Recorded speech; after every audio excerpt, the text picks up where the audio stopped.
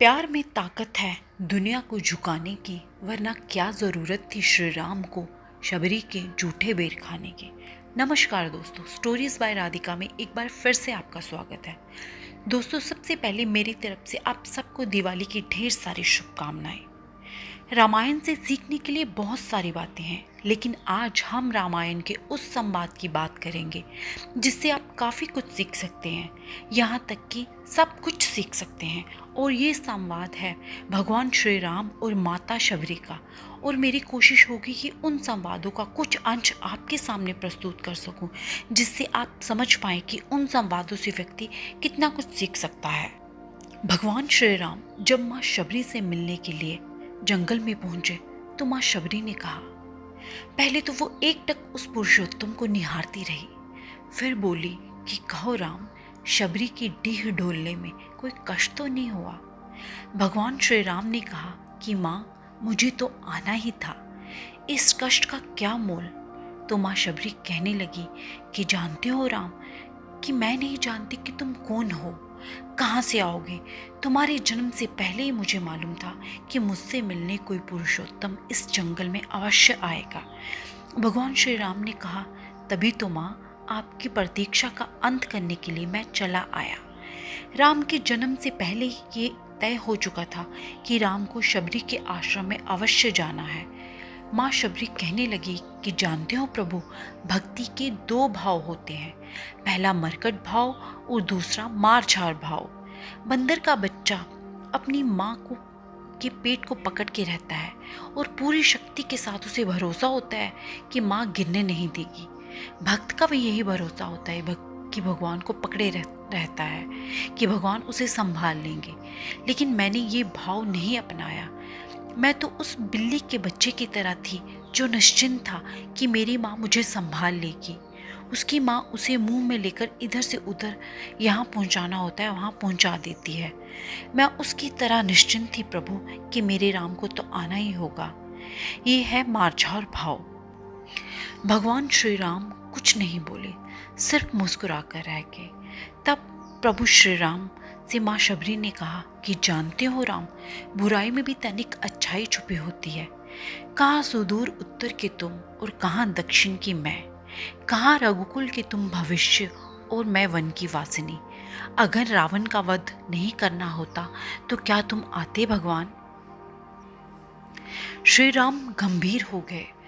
भगवान राम कहने लगे कि क्या रावण का वध करने के लिए राम आया है। रावण का वध तो लक्ष्मण अपने पैर से वान चलाकर कर सकता था। राम तो आया है अपनी माँ से मिलने, ताकि जब इस भारत राष्ट्र के इतिहास की बात हो तो याद रखे जनता कि इस राष्ट्र निर्माण में क्षत्रिय राम और उसकी वनवासिनी माँ ने मिलकर किया है। जब कोई भारत की परंपराओं पे उंगली उठाए तो काल उसका गला पकड़कर कहे कि नहीं, ये एकमात्र दुनिया की ऐसी सभ्यता है यहाँ एक राजपुत्र वन में प्रतीक्षा करती एक दरिद्र वनवासिनी से भेंट करने के लिए 14 वर्ष का वनवास स्वीकार कर लेता है। माँ, राम वन में बस इसलिए आया है ताकि जब युगों का इतिहास लिखा जाए तो उसमें ये अंकित हो कि शासन, प्रशासन, सत्ता जब पैदल चल करके समाज के अंतिम व्यक्ति तक पहुंचती है तो वो राम राज्य कहलाता है। राम वन में इसलिए आया है ताकि भविष्य में ये स्मरण रखा जाए कि प्रतीक्षाएं अवश्य पूरी होती है। प्रतीक्षाएं अवश्य पूरी होती हैं। राम सिर्फ रावण को मारने भर के लिए वनवास नहीं आया।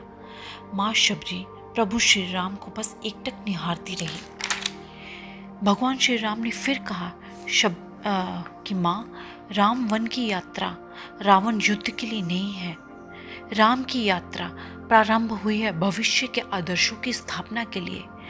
राम निकला है ताकि विश्व को ये संदेश दे सके कि माँ की अवांछनीय इच्छाओं को पूरा करना ही राम होना है। राम निकला है ताकि भारत राष्ट्र को ये सीख दे सके कि किसी सीता के अपमान का दंड असभ्य रावण के पूरे राज्य के विध्वंस से पूरा होता है।